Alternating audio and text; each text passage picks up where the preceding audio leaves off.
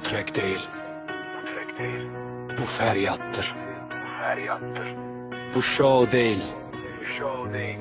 Bu hayattır. Adı Misir Qasımlı, Qarabağ müharibəsinin veteranı. Eşidirsiniz.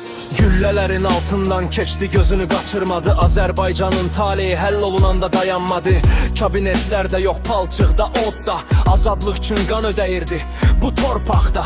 Siz hardaydınız o qan axanda? Qarabağ arxasında yananda. Bugün qəhrəman dəmir barmaqlıqda. Absurddur 4 il yarım, bu ədalətdirmi, bu məhkəmədir? Bu səhv deyil, bu biabırçılıqdır. Əskər unudulanda bu xalq üçün ayıbdır. O nə saray istəyir, nə də adsan, sadəcə insan kimi çıxmaq istəyir buradan. Cənab Prezident bu küçələrin səsidir. Qəhrəman nə vaxta qədər zindanda əyiləcəkdir. Əgər vətən əskəri zülmətdə qalırsa, deş bəs onda biz niyə döyüşürdük sabahlar üçün? Azərbaycan xalqı bu ağrını eşidirsənmi? Bugün oradadır, sabah hər birimiz ola bilərik. Azadlıq Misirə, bu boş şüar değil, bu ölkənin şərəfidir, bu dövlətin sözüdür.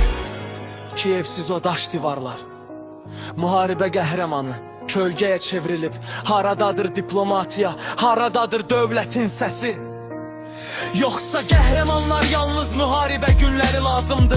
O qaçmadı, satmadı, sınmadı, vətəni ürəyində daşıdı. Zaman keçir, sual qışqırır, niyə bu adələdə? Kilid altındadır. Əgər dövlət yaddaş və borcdursa, bəs niyə bu borcu dəmirili biz susuruqsa? Demək şəriki kəhəqət boğulur kağız və bürokratiyada.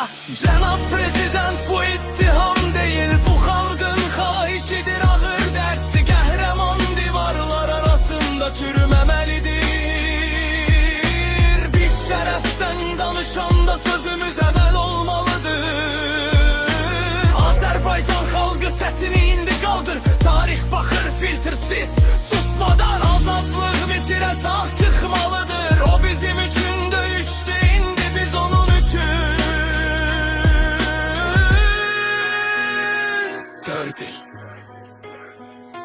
6 ay, bu müddət deyil, bu qırılmış taledir.